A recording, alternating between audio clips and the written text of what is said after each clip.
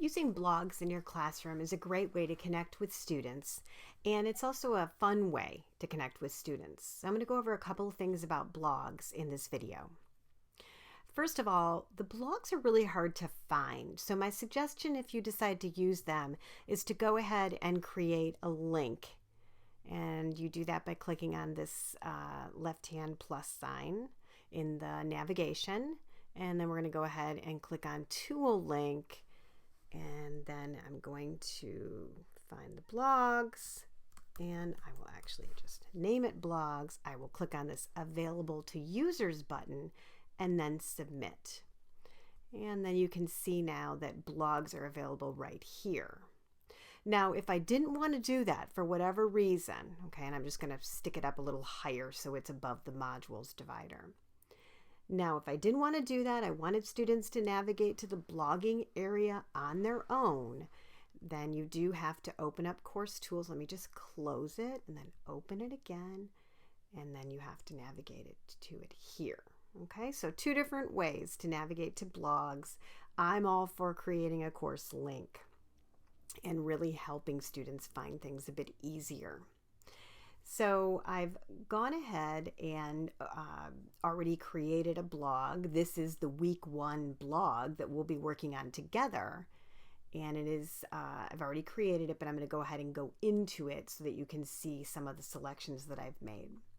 So you create a blog by clicking on Create Blog. And for our purposes, I already did that. So let's go into edit mode so we can see how I did it.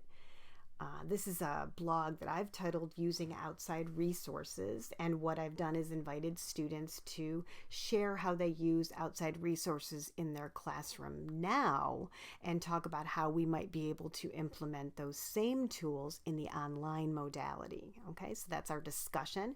I've written it here, the directions for it. I've clicked on Availability Yes. I haven't gated it yet, but I can.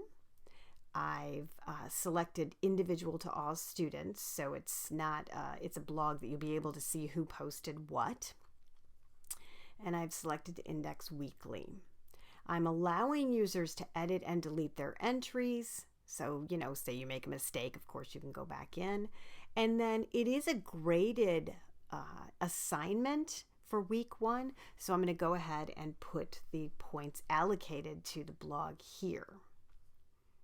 Okay, and then I can put in a due date as well if I want, which would be the last day of week 1. I can also add a rubric here, so I could create one or select one from an existing rubric that I've already done. Okay, and then I'm going to go ahead and hit submit.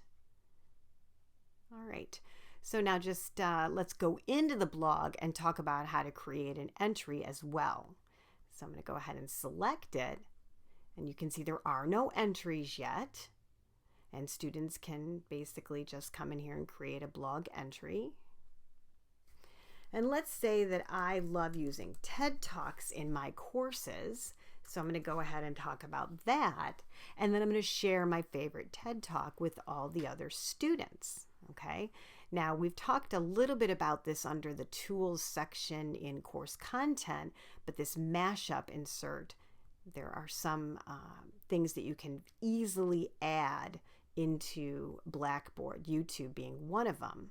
So let's say I want to share the TED Talk that I like, so I'm going to go ahead and do a search. And there is the TED Talk that I like and that I just referenced. And I want the students to be able to, or my fellow classmates, if I'm a student, to view the thumbnail. And this we can just leave default and just go ahead and click submit. So I wrote a little blurb, and then I'm going to post my entry. And this is what it looks like. So someone else can come along and comment on that and say, oh, I love Brene Brown, or I love that TED Talk, here's my favorite. And then we're really sharing. We're sharing resources. Maybe somebody has a resource that you've never heard of that now you can implement in your class. So this is our space for sharing, and this is the blog tool. Thank you so much for listening.